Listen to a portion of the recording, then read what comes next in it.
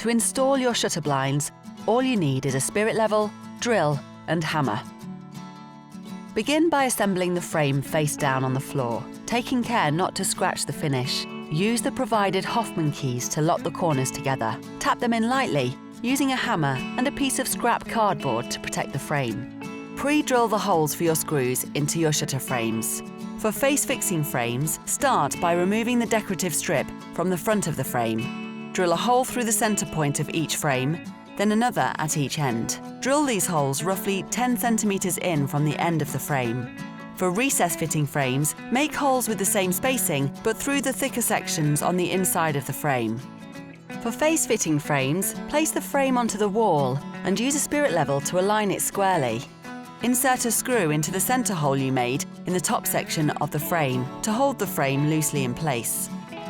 Check that the frame is straight, using the provided shims if necessary to hold it in place. Insert the rest of the screws into your pre-drilled holes and screw in tightly. Then replace the decorative strip.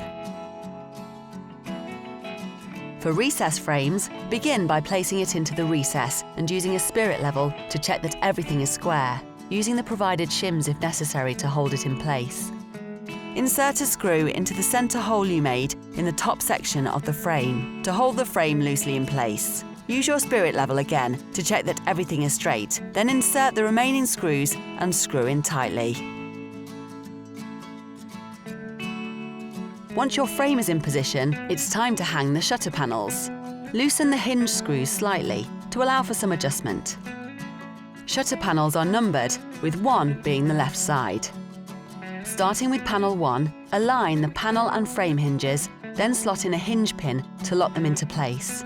Check that the panel sits vertically using a spirit level, then fit the locking screw into the hinge and repeat the process for the other side.